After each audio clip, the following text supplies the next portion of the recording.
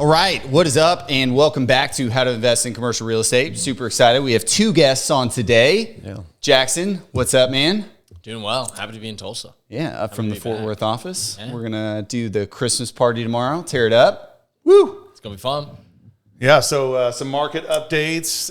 Let's see. Bitcoin crossed 100,000 yesterday. You can tell you've got a horse in the I got the race. a little horse, a little baby horse in that race. Been waiting a little while, so we'll see. Who knows, how long the bull run's going to go, but I do think it's gaining a lot of attention kind of across markets, so it'll just be interesting to see where it goes. But we're not going to let that take the focus off of what we do, which is commercial real estate. And we've got a couple of updates. Grand Rapids property that we launched a week or so ago, it's almost full. If you guys want to get into a deal before the end of the year, there might be a little bit of space by the time this episode airs for you guys to get in. And I don't know if we're going to close it before the end of the year. I think it's going to be pushed to January. Okay. The Grand Rapids deal. But I think 100,000 left in the deal. Great cash flowing shopping center right across from a newer construction Whole Foods. Super excited about that one. And then the shopping center we were about to launch in Oklahoma City, again, getting delayed. Thought it was going to close this year, most likely pushing into Q1 of next year. And then sales. The Henderson Petromax is under contract, still on schedule to close before year end. Big win.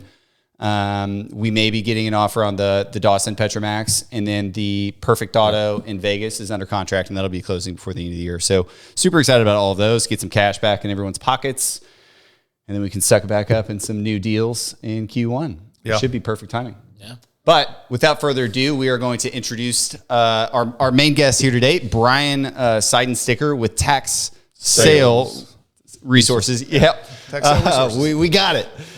Anyway, Brian, thanks for making the time and coming on today. We love having guests and hearing about people and how they get started in investing in real estate and how they invest in commercial real estate. There's so many different varieties and facets and ways to get involved. I think you said that earlier, and yours is interesting. It caught our attention. So give us a little bit backstory on you and what you do. Yeah, well, thanks for having me. I'm glad to be here. I come from they say get into niches, right? Well, the tax industry is definitely a niche within a niche within a niche. And originally, I got into it really on the wrong side. I was doing what many people do. I was flipping houses in 2007, 2008. I'm actually an aerospace engineer by trade. That was what I went to school for. Realized about my junior year that is not what I wanted to do, and I called my early 20s crisis. Ended up still going into the industry for a few years, but I'd started flipping houses for at least for a path to get out of the engineering space. And unfortunately, you got a couple of engineering graduates here. All right. Yeah, seems to be fairly common, right? You either love it or you find any way you can to get out of it. Yeah. But I was definitely on the end of feeling like I was slamming my head against the wall on a daily basis, making no progress in the engineering world, and I loved the idea of real estate, seeing progress on a daily basis, seeing the product of what you're working on a regular basis. So anyway, I was flipping houses 2007, 2008. I think many people have the same story. Got upside down. Luckily, it was only in a couple houses. It wasn't like it was a catastrophic bankruptcy type situation. But Montana has a weird they still kind of do, but at the time the statutes required every tax lien buyer in Montana to send an individual certified letter to the property owner. So I ended up getting these 50 plus certified letters in the mail, basically stating, hey, you could lose your property due to a tax lien. And I was kind of going, what the heck is this all about? So good or bad, it basically led me down the path of researching this whole tax sale industry. Ended up buying, raising not a lot of money, but some family friend type funds, and started buying tax liens in a couple of states back in 2008, 2009. So we need to describe what a tax lien is. I am initially confused, and I know a lot of people are hearing you saying it over and over. But when you say tax lien, just describe what that is.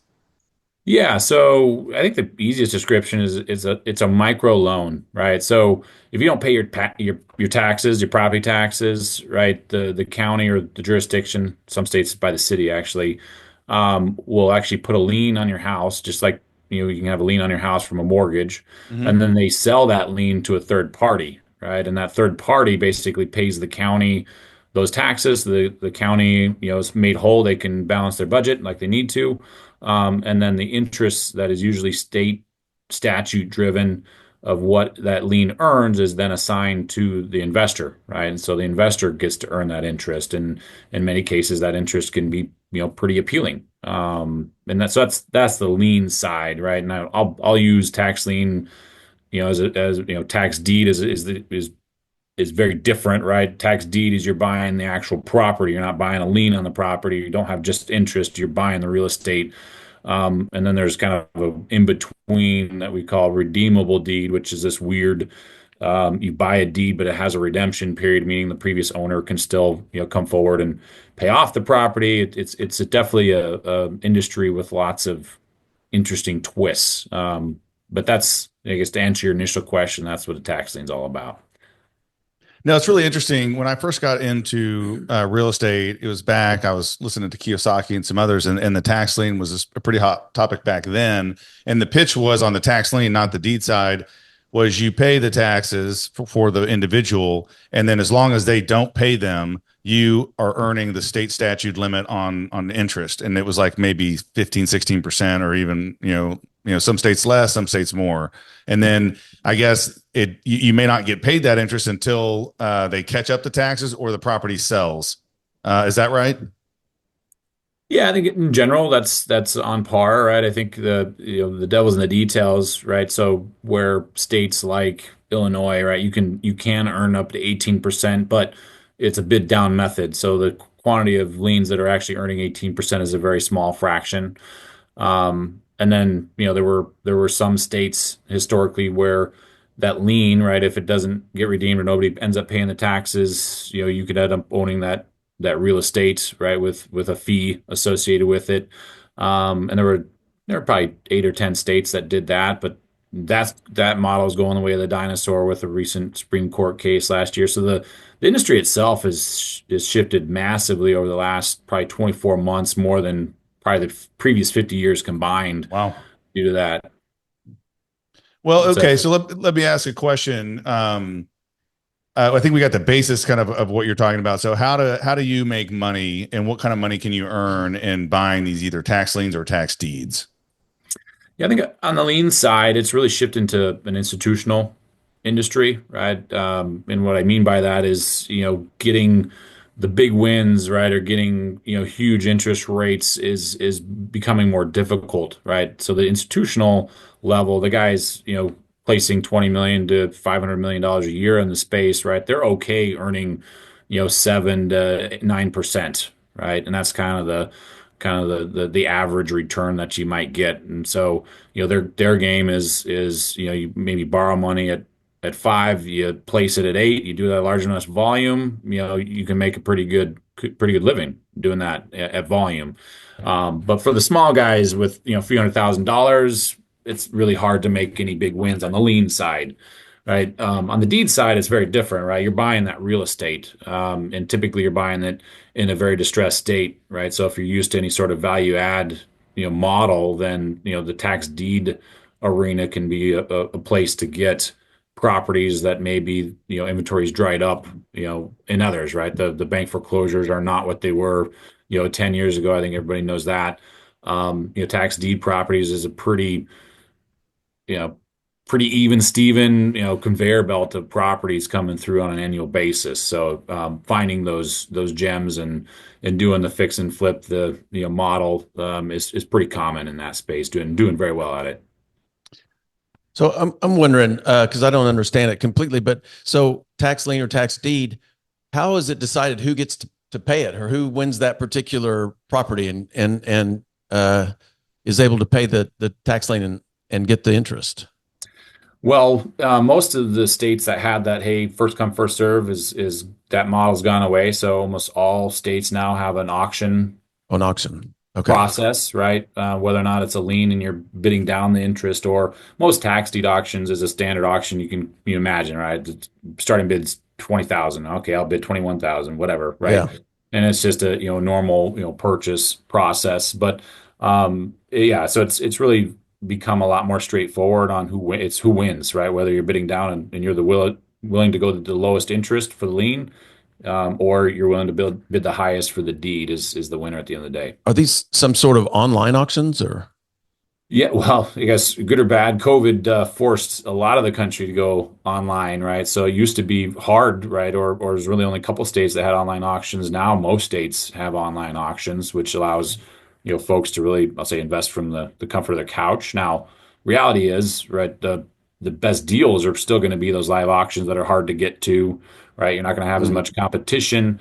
Right. But you can still find, areas that have online auctions and win on occasion for sure. I see. Yeah. So I guess walk us through, an average deal. Where are you looking for these? Where are you finding them? What do you think your average strike price or perspective is? I mean, walk us through why you love this asset class and how it's made you some wins compared to other ways of investing in real estate. Like why do you love tax liens and how do you go about it, I guess? Yeah, and we're in the tax lien space, right? We're not as active as at purchasing, right? We're basically a service provider, data, software, that sort of thing. On the tax deed space, we are involved because we run a fund that actually provides capital to the tax deed investors themselves, right? And through a profit share structure. And so we've chosen to be much more involved in the tax deed space. Why I got involved, I guess. Have you ever got into something and you kind of thought it was somewhat interesting, and then by the time you realize what you got yourself into, you maybe wished you never started, right? I think that's probably my journey in getting into the space, but at this point, it's served very well, and it's always changing. It's very interesting, from that perspective, and because of the complexity and the difficulty and really understanding all of the nuances, from one state to the next, you can still find real estate at a pretty good discount, right? I won't give away all the secret sauce, but typically where we provide investors capital, they're buying it somewhere, 50 to 60% of what we call as is value, right? So if that property's worth 300,000, as repaired, right, it might be worth 150 in its current state, and they're buying it for around 100K, right? That's kind of the general economic. So the upside is substantial if you know where to find them, which isn't everywhere, but there's still a couple $1 billion worth of real estate being sold in that bucket on an annual basis. So here's a question for you. I know you can do this with houses. Can you do this with commercial real estate of any kind? Or do you see it? Is there a marketplace for it? Is it common? Well, I'd say until the platform that we put together that allowed you to really search nationwide, it was very, very difficult to take a commercial approach because you were really looking at a county, and then how often does a county or a couple counties, when you're having to look, one by one, have a commercial real estate property come up for auction? Rarely, right? But I've done this demo, several times of let's go look at, how many bowling alleys are up for sale nationwide. There always seems to be one. It's weird. And there's certainly commercial real estate that ends up in this bucket. Actually, one of the guys that we work with, he ended up buying a 53,000 square foot. It was an old newspaper headquarters in Indiana, and got a great deal on it. Is that a common thing that you can just go today and buy that exact property? You're gonna have to do some digging, but if you're willing to be pretty flexible on where you buy that type of asset, then you can find them for sure. Yeah.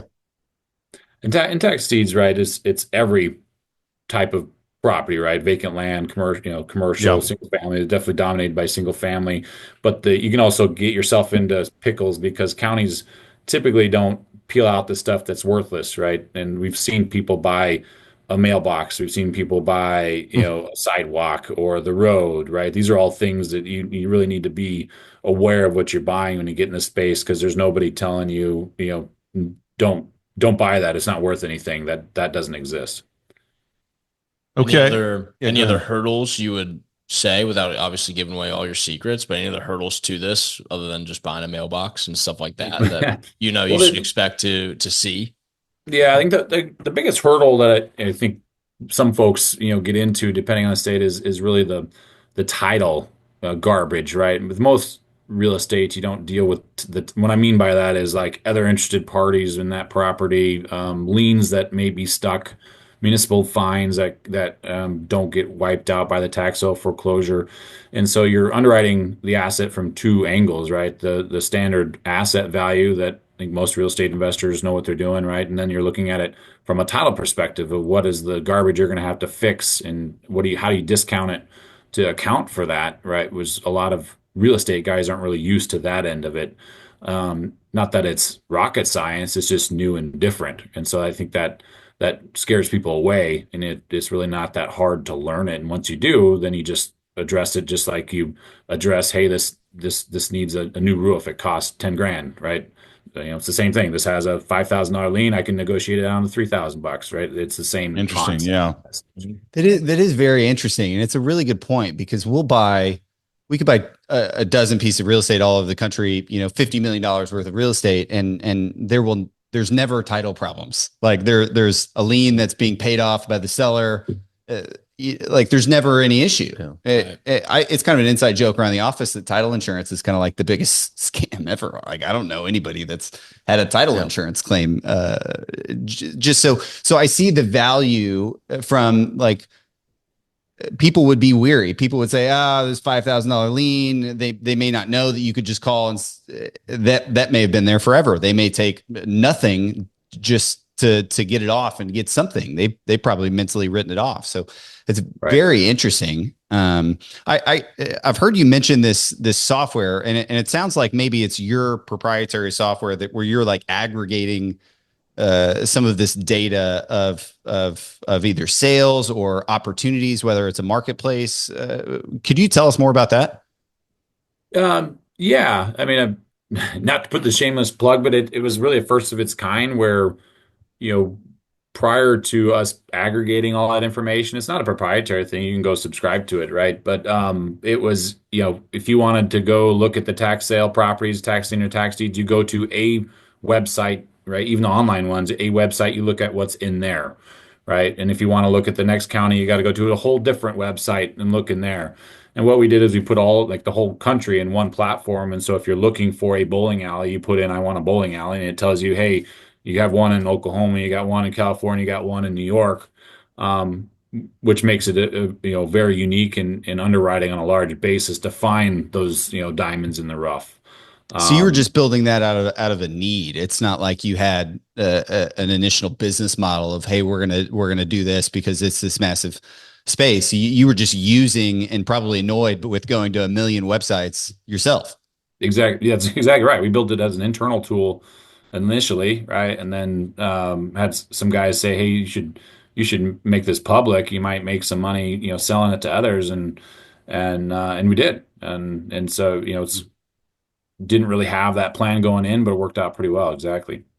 That's pretty cool. Yeah, it's super interesting. Are you familiar with Napoleon Hill?